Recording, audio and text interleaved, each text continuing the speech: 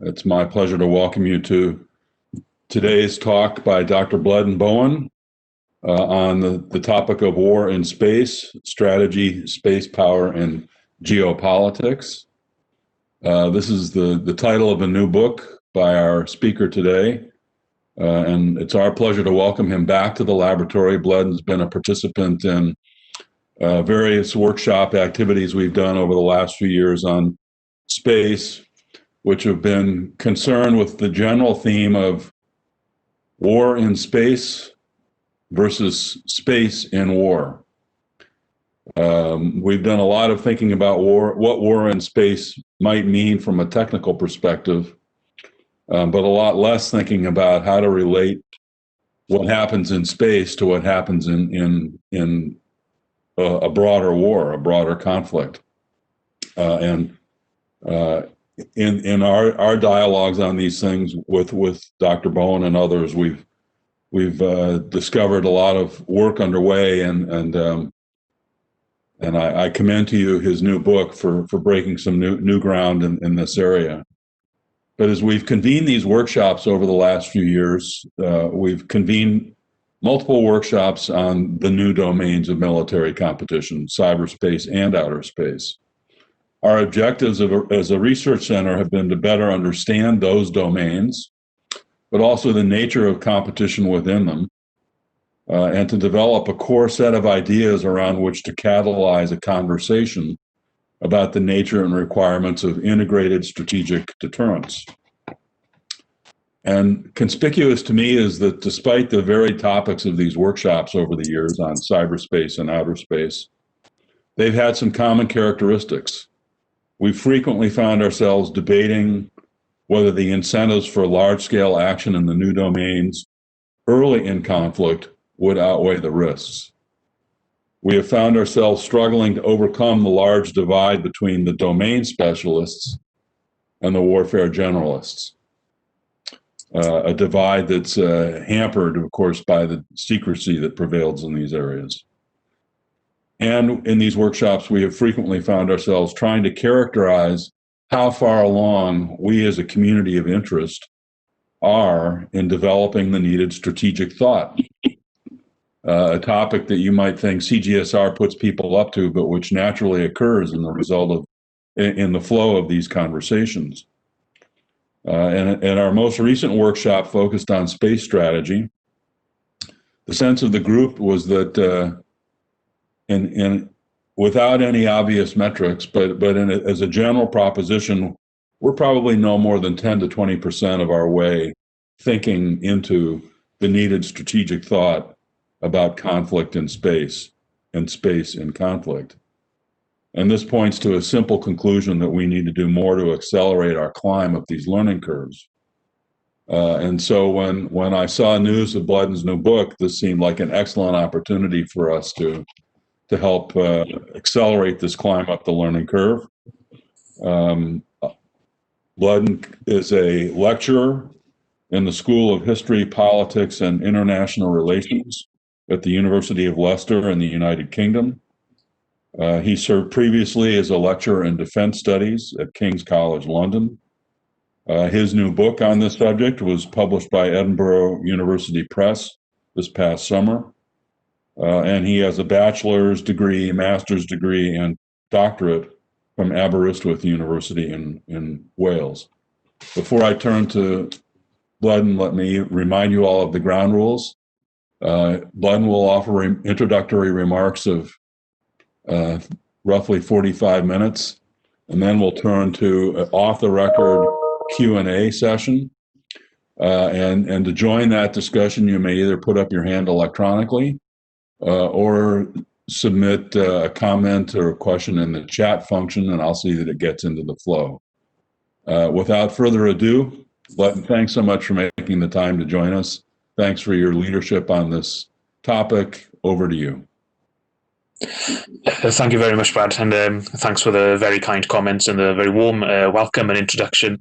And thank you for allowing me to speak here this morning for you, this evening for me, and thanks to everyone as well for joining in tonight. So I'm just going to start sharing my slides now. Hopefully it'll work like it did in the practice session.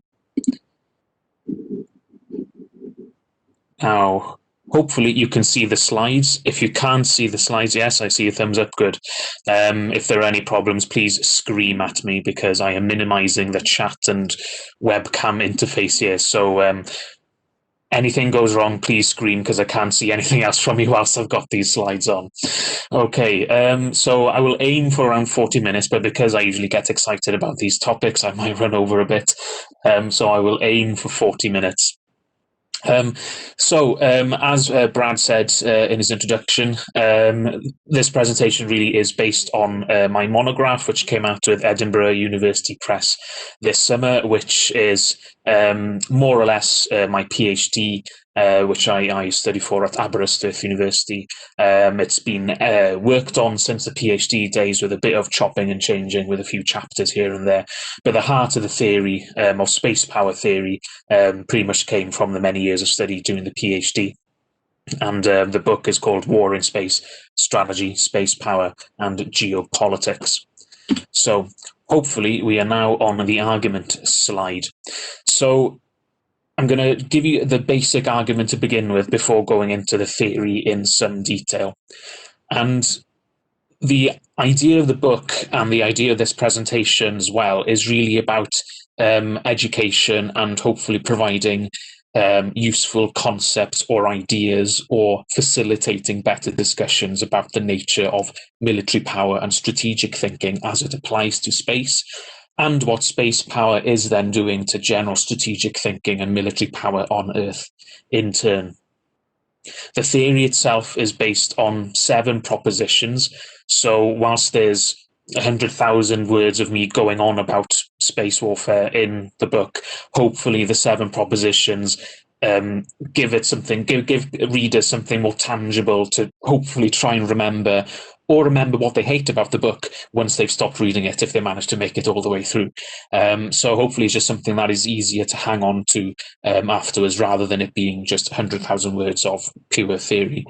And I'll spend a little bit of time sort of outlining brief stuff about the nature of space power at the moment, because I understand that this audience is very mixed. Some of you will be far more well-versed in modern space power than others. So very, very briefly, there are over 2,500 active satellites in Earth orbit, and they provide a massive variety of services, from military and commercial services to intelligence and Earth observation, economic development and planning, scientific exploration as well.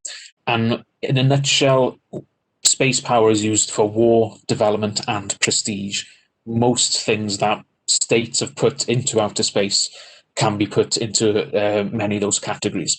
And for the most part, the most important, strategically important stuff that goes on in outer space is in Earth orbit, is within 40,000 kilometers altitude of Earth.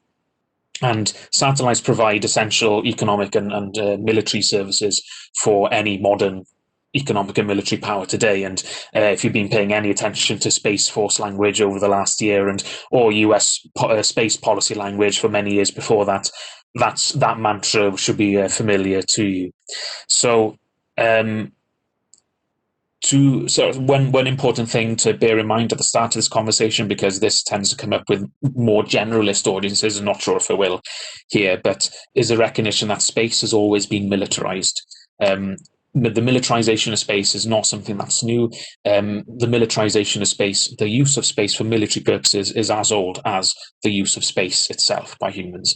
So if it wasn't for the military utility of putting satellites in orbit and of the use of long-range rockets to deliver nuclear weapons towards the other side in the Cold War, the various military-industrial complexes in the early Cold War would not have gotten the funds needed to develop the rocketry that would eventually allow us to put various kinds of satellites in space for military and civilian purposes.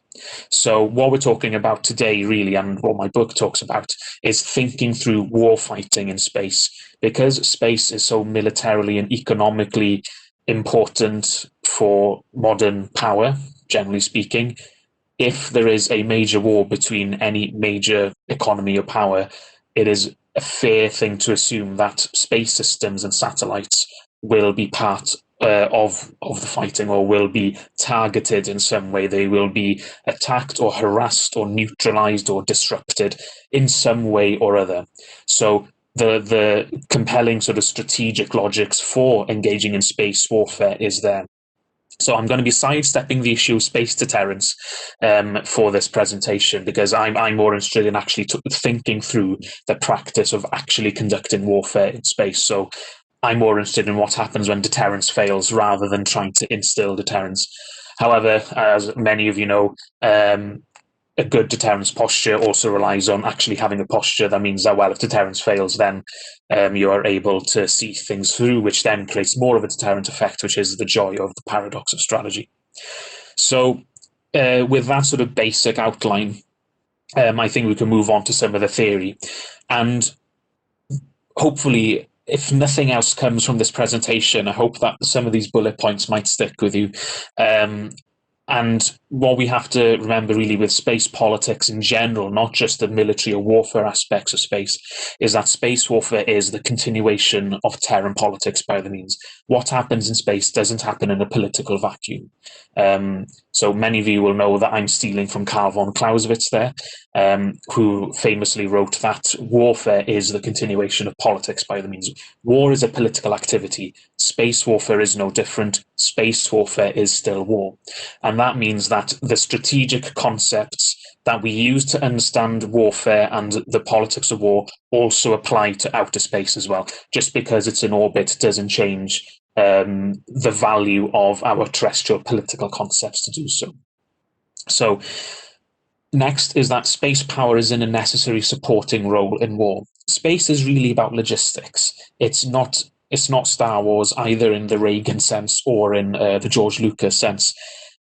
Space power is about logistics, support services, things nobody really sees, and things you'll only see either in data streams or spreadsheets or infrastructure patterns.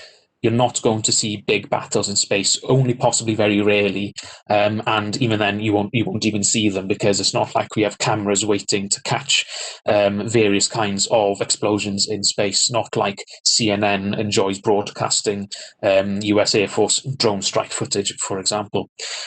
So there's nothing like that happening in space to the same degree as they would on terrestrial environments. Space power is more subtle and about support rather than focusing on battle. Battle has a role, but that's not what really most of space power is doing. It's far more infrastructural than the other environments. Next, space powers on Earth are actually quite like continental sea powers, and they're operating in Earth orbit in what is more like a coastal region rather than an open ocean. So many people make naval analogies to try and understand space power. I'm trying to put forward an alternative naval analogy. So many people call outer space this new ocean. Maybe deep space is perhaps more like an ocean, but if you're looking at satellites in Earth orbit, it resembles a coastal environment more than it does an open ocean, because it is very close to Earth and is susceptible to direct effects from Earth as well. And what goes on in Earth orbit generates effects on Earth too. Things that are out at sea are more self-contained, much further away in relativistic terms, and are also less accessible. Earth orbit is not like that. I'll go into more detail on that in a bit. And then finally, space power in general, and especially the integration of space power into modern military forces, generates dispersal on the modern battlefield, and that continues a longer-term trend in technological and operational innovations in warfare that keeps expanding the size of the battlefield, and the ability of dispersed military units to concentrate firepower without having to mass as much to create the same firepower effect. So if I've not already put you off, I'm going to go into more depth now, quickly before I lose any more of the audience. So we're getting into theory now, so I'm really, selling the topic to you because I know how much people love theory. So before getting into the 7 propositions, it's worth pointing out that the theory is there to educate the readers. It's not there to provide war-winning strategies. I am not telling anyone how to win a war that involves space power, or how to win a space war. That's for people who understand the actual practical and technological details far more than me. What I'm trying to present are useful ideas and concepts to shape thinking and interrogation of the subject. So for me, space power theory helps structure and inform or develop thought about the application of space power in wartime for anyone who's interested in doing so, not just for the United States. And space power theory is not the same as a space strategy. So space power theory is more of an intellectual quest to develop useful ideas to help inform the creation of a space strategy, which might be an applied plan to achieve political objectives through force of arms or the use of space technology. So there's a clear distinction to be made there, especially when some of the existing space power literature conflates space power theory with space strategy. So the theory is more about the intellectual discussion and research and trying to bring general abstractions for people to use to then apply to the specific problems that they have for them to create their own specific strategies. And the work draws on a canon of military philosophers or strategic theorists, among which Clausewitz and Sun Tzu, a bit of Henry Lloyd. There's a lot of Alfred Thayer Mahan, fair amount of Raoul Castex, and a bit of Musashi and Handel as well. There are more people that appear throughout the book in terms of the classical military thinkers as well. But also, as you'd expect, I build on a lot of existing space power theory that has been done over the last 20 years or so as well. So, why do we need space power theory? Well, I think that it is really useful to help address these sorts of questions. Will the next major war begin in space? Will wars be decided by what happens in space? What will space warfare look like? And what difference will space warfare make to that on Earth?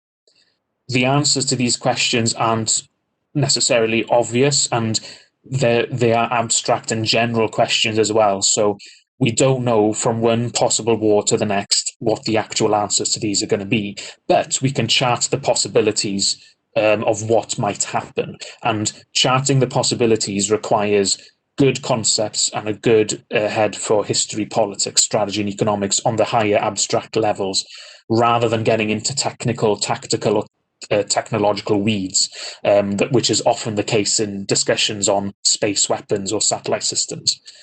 Having a rounded sort of strategic perspective helps chart possibilities and grappling with the creative and political nature of war, because war is more of a political phenomenon than it is technological. Technology is really a means to an end. So space power theory for me helps provide the ideas that help engage with these questions on a solid footing, without providing axioms or dogmas that might inhibit creative strategic thinking. So history is rife with people making big claims about the influence of a particular environment on war.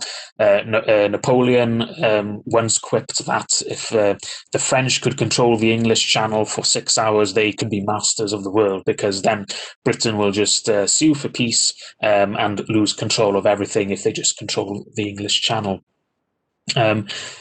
Giulio Due made very bold claims about air power and its decisiveness in warfare. Some of you may be more familiar with the works of Billy Mitchell, who also made very large promises about air power, overselling the decisiveness of air power.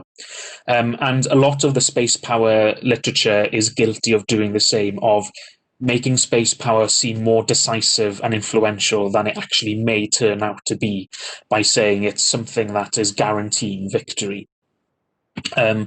This has come through in a lot of political rhetoric on space.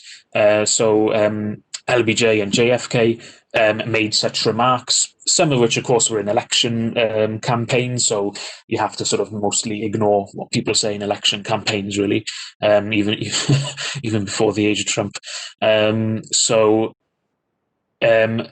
Selling the importance of doing stuff in space because it would enable the control of the world. That is a common trope in a lot of the academic literature as well, and it's epitomized really by the work of Everett Dolman here in the book Astropolitics in 2002. If you haven't read it, definitely worth engaging with. It's a really, really good book, especially for newcomers to space strategy as well. It's got some really good chapters on explaining the fundamentals of the space environment from a more arts and humanities perspective. But Everett Dolman applied certain schools of geopolitical thought that were based in dominance and sort of controlling an environment at the expense of all else, and came through with that astropolitical dicta of whoever controls low Earth orbit controls near Earth space.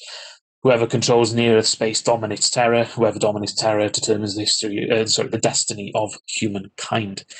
So there's a lot of sort of dominance-based thinking that is prevalent in the literature. And what my book tries to do is to take from the existing space power theory literature from the likes of Colin Gray, Everett Dolman, and John Klein, among others, but take what works from their more oceanic perspectives or old sort of 19th century imperial geopolitical thinking, but bring in other schools of thought, especially from continental sea power theory, which helps provide more details about the more esoteric, subtle effects of space power on modern warfare, because it resembles more continental naval power or coastal sea power than it does blue water or oceanic strategic thinking. And if there's one thing that comes through from the old works of Alfred Thayer Mahan, the preeminent American naval strategist of the 19th century, it's this line, whereas Mahan is seen as a classic blue water oceanic thinker, but that's a very specific interpretation and often quite an erroneous interpretation as well. And that interpretation plagues space power theory literature. They see Mahan only as a navalist, only as talking about the importance of colonies, and then they talk about colonies in space with all the problematic imperial colonial connotations that brings as well. But importantly, Mahan spent a lot of time talking about sea power in continental land-dominated wars. And he had this to say about the role of sea power when most of the fighting is on land, not at sea. And basically, I've just replaced sea power with space power because I think the analogy works really well. The noiseless, steady, exhausting pressure of space power, cutting off the resources of the enemy while maintaining its own, supporting war in scenes where it does not appear itself or appears only in the background, and striking open blows at rare intervals, though lost to most, is emphasized to the careful reader. So this is Mahan downplaying the role of battle and big fleets at sea for their own sake. And this, for me, sums up sort of the general idea of space power I want to get across to anyone willing to listen to me. It's about that support infrastructure. It's not about big laser battles in space or space cannons or whatever sci-fi fantasy the latest space cadets get into a tizzy about. It's about machines, it's about data, it's about infrastructure. The weapon systems will be secondary to that. And weapon systems will be geared towards controlling or denying those effects, not being deployed or used for their own sake. So in the time I have left, I have these 7 propositions to rattle through. I'll go through each in turn now. I'm happy to share these slides after this event as well, just for any future reference for anyone, and also if you don't want to buy the book. So the first proposition I have is that space warfare is waged for the command of space. The command of space is about exerting influence in orbit to then influence terrestrial environments. Warfare is ways for political purposes and to influence people where they live. Some of you might know Julian Corbett, so there's influence there from Julian Corbett, the British early 20th century maritime theorist. But the command of space is very much like the command of sea in the fundamental sense, and also like the command of the air. Giulio Douhet took concepts from sea power to start explaining the command of the air as well.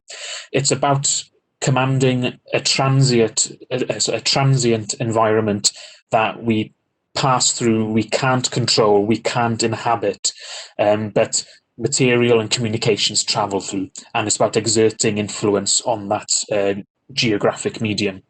And the command of space is made up of space control and space denial.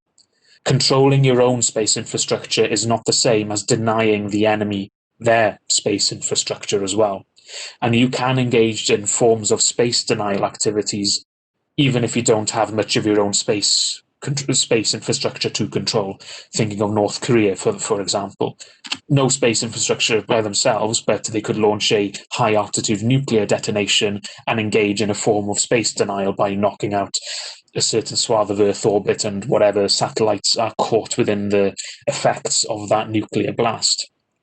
And controlling and denying space are always matters of degree. It is very unlikely that any single state, even the United States, will be able to totally dominate every aspect of Earth orbit at any given time. Earth orbit is still a relatively big place. There are lots of satellites. China is, increasingly expanding its retinue of orbital assets and building its own resiliency as well. So we are talking really about commanding space in certain degrees, at certain times, for certain purposes, and they have to make a difference for the war on the ground on Earth. There's no point taking out enemy satellites if it doesn't really make any difference on the ground. So that is a very important part of sort of subordinating space warfare to the logic of politics in the end. And here's Julian Corbett, who again, this is taken from the work of John Klein from the mid-2000s, who made the Corbett analogy, the blue water analogy to space. And by and large, that element of it works, the basic idea of command. It's about exerting pressure on your enemy by controlling a certain medium or denying their use of that medium. Moving on to Proposition 2, which I forgot to put the title of, but Proposition 2 is that space power is mostly about infrastructure. So space power is fairly uniquely infrastructural, and it is connected to Earth.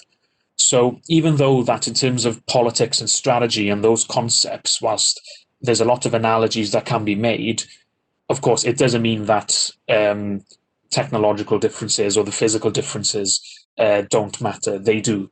So what this really gets at is that we need space specialists, but they are still subordinate to the ultimate forces of war, the Trinitarian elements of passion, reason, and chance. They still exist in space, even though that doing things in space on a physical and technological level are different to the land, the sea, and the air. But it doesn't mean that it's not war.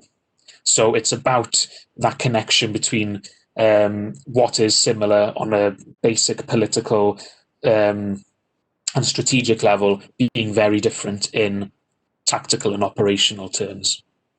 So the uniqueness of space should not become space cadet blinkers. The space enthusiasts have to accept that they are still part of a larger political and strategic world, and they can't ignore terrestrial politics and terrestrial forces either. They are connected to Earth. So they are just another kind of specialist that have to talk to the generalist. So echoing a point that Brad made in his introduction. So just in the same way that the navalists and the air power theorists have to communicate what their environment and culture brings to the decision makers who are sitting in the capitals, or even just a joint chiefs of staff who aren't going to be environment experts. Space power is the same, and the Space Force now is going to be facing those same things. They're going to have space specialists, but they're going to have to communicate with everyone else who's at best, a generalist on space. But the generalists have to be aware of how space could maybe offer things in certain unique ways that they may not anticipate, but it is also the job of the specialist to do that. So we have to understand space on its own terms, but still subordinate that to the larger forces of politics and war.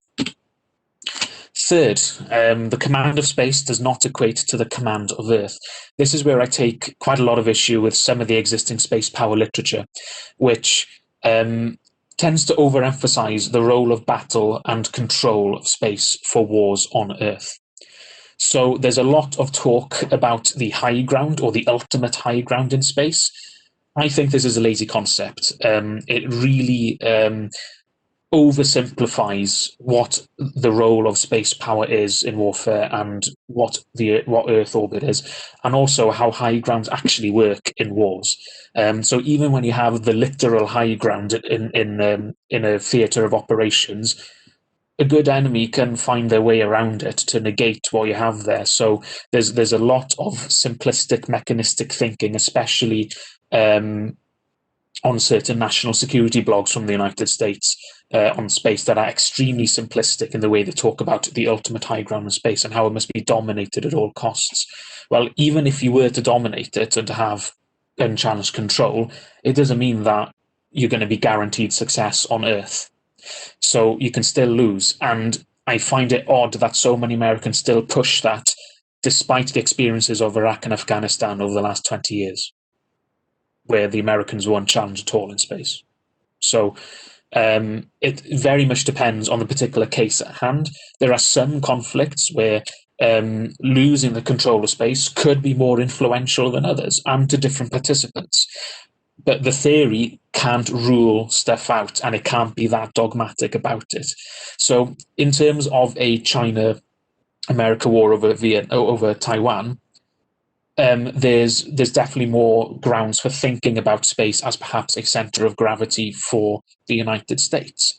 But that may not be the case in every single contingency.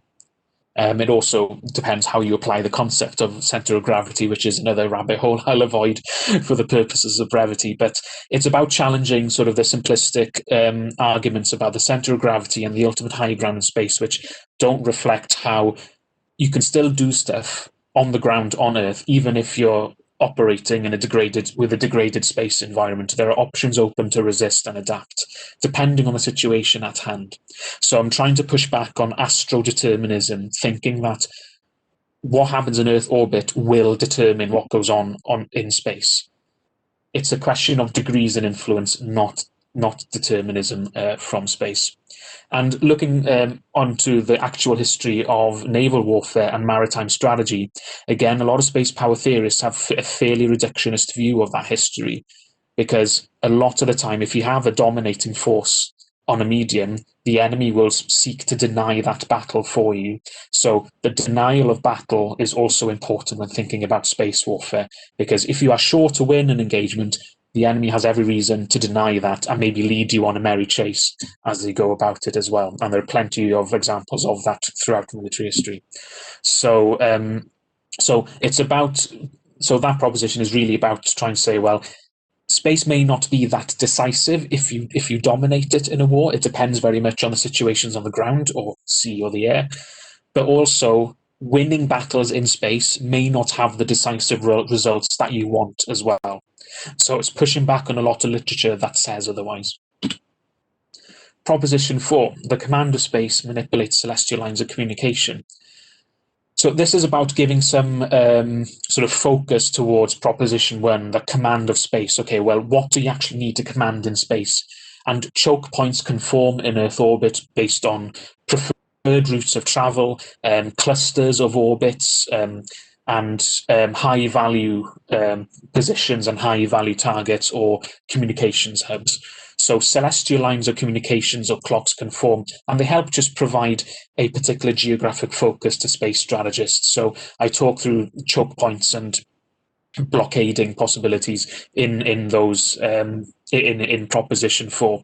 So it's not a matter of dominating the entire environment. It could be about targeting very specific areas of space, or some areas of Earth orbit or space infrastructure are going to be more important than others. So moving on to Proposition 5, and this is where I move more away from the existing blue water-inspired space power theories that other people have done from since the mid-2000s, and I'm bringing in more continental and coastal sea power thinking. And in Proposition 5, I make the analogy of Earth orbit as a coastline, that it resembles a littoral environment more than it does an open ocean. And space power is creating a hostile coast in Earth orbit, a hostile littoral environment, and it is suited for strategic maneuvers. So this is a French admiral and maritime strategist from the early to mid 20th century. He describes strategic maneuvers as moves to improve the conditions of the struggle, to multiply the return on their efforts, and to obtain the greatest results, whether in the duel between principal forces themselves or to the benefit of particularly important non-maritime requirements. So it's about that supporting role that space power plays in warfare on Earth. And thinking about space as a coastline immediately puts Earth as the more important environment, which I think most people will agree that what happens on Earth is necessarily more important than what happens in space, because Earth is where people live, not space, despite the best efforts of certain billionaires and their fantasies. So that hostile coastline is an area where the belligerents of a conflict will be doing maneuvers to try and tip the balance of forces in other environments to their benefit, because what you do in space influences what you can do on Earth. Not necessarily in a decisive way, but every little helps, especially in a longer attritional war. So and what we have as well is that like a normal coastline, they're within range. They are peppered with coastal guns, usually. So coastal defenses also apply in space. Earth orbit is within range of a lot of Earth-based anti-satellite weapon systems. So you don't need to put systems in orbit to do every kind of space warfare operations. And there could be all sorts of specialized orbital spacecraft you could build to be in an ASAT role for specific uses, maybe more towards the geostationary belt.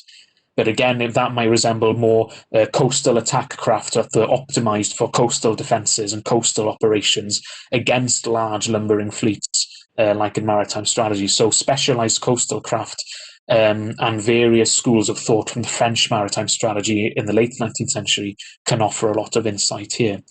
And when you put all sorts of space systems in orbit and they make your military forces more efficient, that makes Earth orbit a hostile coastline for the victim.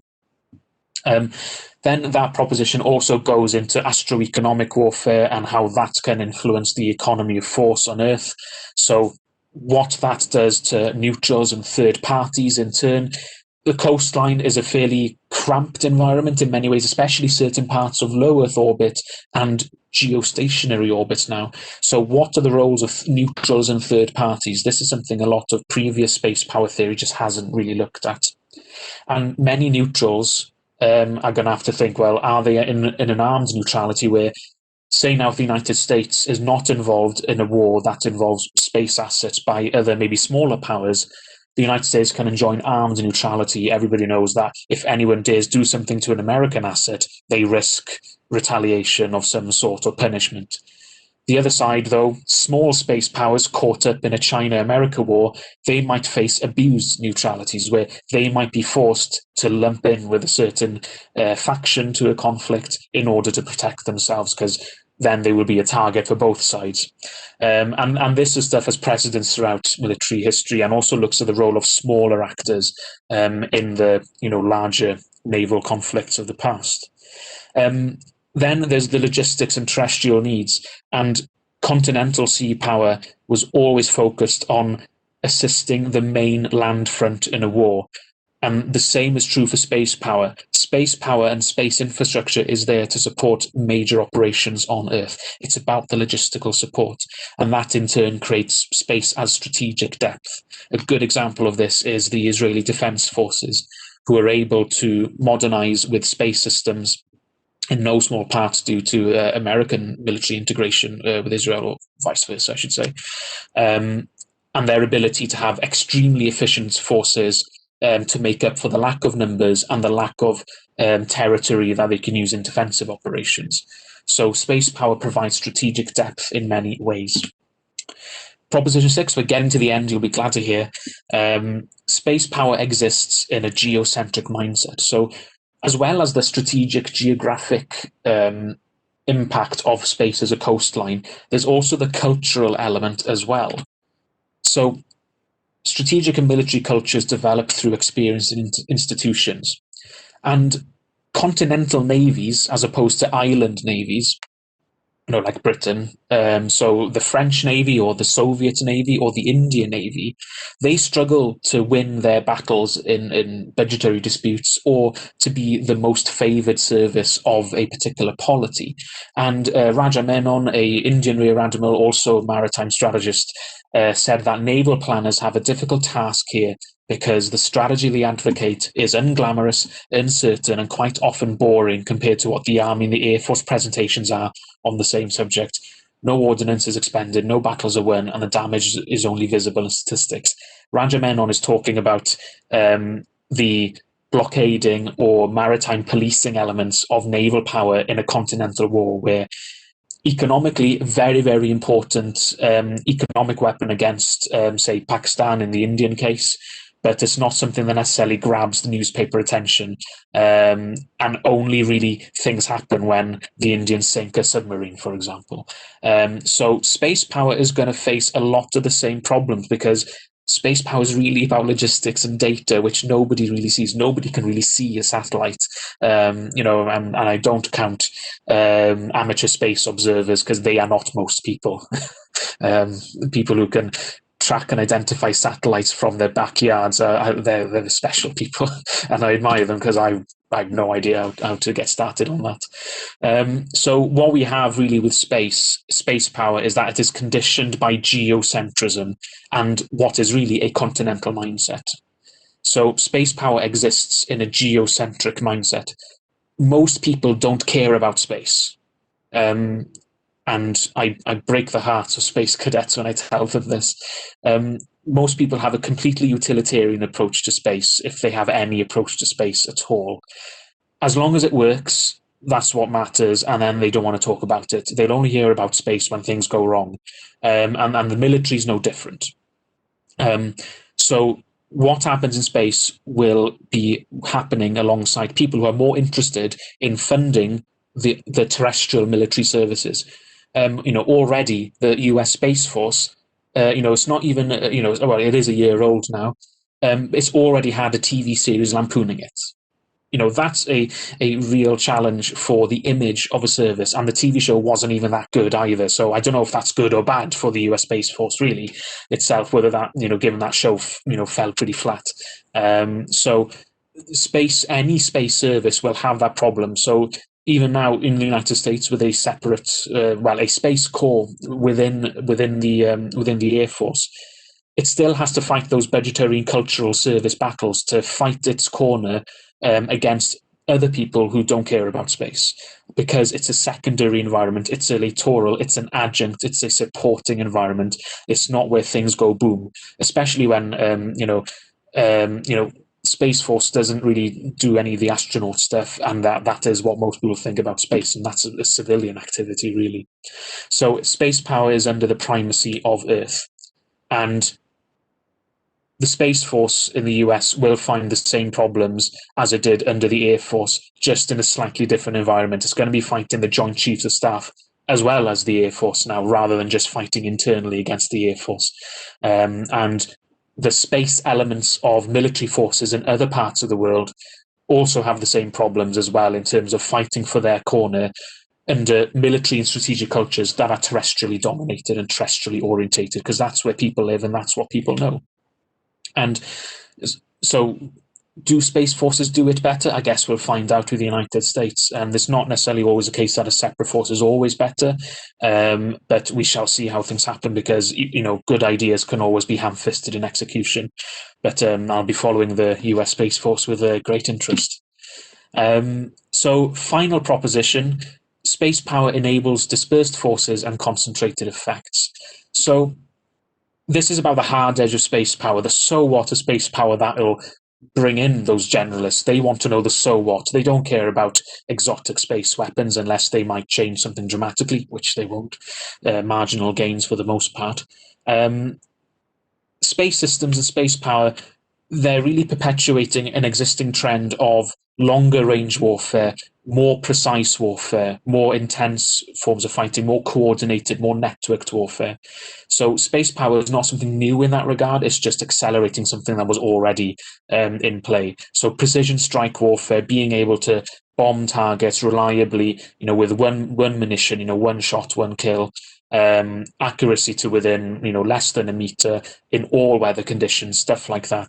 It allows forces to disperse, make themselves safer, but maintain the concentrated firepower effects. So more dispersion, in turn, requires more space power support. If your forces are all over the horizon, then you need satellites to patch them up. And it changes the terms of concentration. It happens over a larger scale and happens maybe in time rather than in place. And a lot of the questions for people now grappling with modern warfare in space power conditions on Earth is when, where, and how do they want the dispersive effect of space power to be exploited or resisted?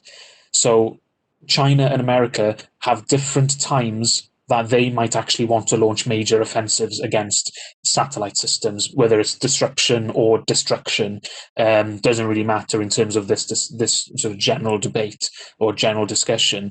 It's about when do you want to deny that space power support to the enemy force most, and possibly when do you want to make the most of your own before the other side takes yours out. And what this means is that, and I apply this in the final chapter of the book, which is about a space power perspective of a China-America war over Taiwan. And there's been a lot of talk about a space Pearl Harbor, or a major first strike against American space systems by the Chinese in any opening moves of a Taiwan war. And it's based on thinking about space driving a campaign. And there are many grounds for either side to possibly hit first in space at the opening stages of a conflict. But there are many reasons as well why both sides, and also including Taiwan in this, strangely enough, a lot of people ignore what Taiwan can do in a war in Taiwan, which is quite weird. So I spend a fair amount of time talking about Taiwan's options here as well, and how Taiwan's forces influence these considerations of when to strike in space. There are reasons to keep your powder dry, to basically do a counter space in being strategy, to maintain space strike capabilities until a critical moment at a later time in the terrestrial campaign. So it's about terrestrial needs driving a campaign. So I'm not saying that either of these strategies are guaranteed to win. It's about these are the possibilities. These are the push and pulls of dispersion of space power in that hostile coastline. And this is why commanding space, whether through control or denial, is really important. So challenging that dispersing influence space power, you have to either attack the enemy space systems or disrupt them in some way, or you have to absorb the precision strike blows of the enemy, parry them or intercept them, conceal your forces, deceive enemy sensors, and then deny space support as well, depending on your means. And a lot of forces have absorption, parrying, concealment, and deception options as well. So there's no guarantee that a first strike in space will be 100% effective. You can always fail, so you're always going to want to keep things in reserve. So it's not like it's going to be all or nothing at the start. And even if there is a major offensive at the start in space, it doesn't mean you've won the war, coming back to Proposition 3. So hopefully this has just given you a bit of insight as to how the propositions, by the end of the arduous process of reading my book, start interacting with each other and start giving people maybe a more rounded view of how to grapple with the chaos that will be space warfare if and when it happens. So, last slide, but one now. So I think some takeaways. Space dominance can't be assumed, and it is a useful concept in wartime. I think some space diplomacy needs to change in the United States in terms of how they talk about space. The language of dominance, whilst it makes perfect sense in military doctrine, it's a bit lost on wider audiences, both within and outside the United States. It's a military aspiration. It's good to have, but you should be prepared to fight without dominance of an environment as well, especially in space. And space is that necessary supporting role in war. Which space services are denied and controlled when and for whom is more important than who's got what sort of space weapons.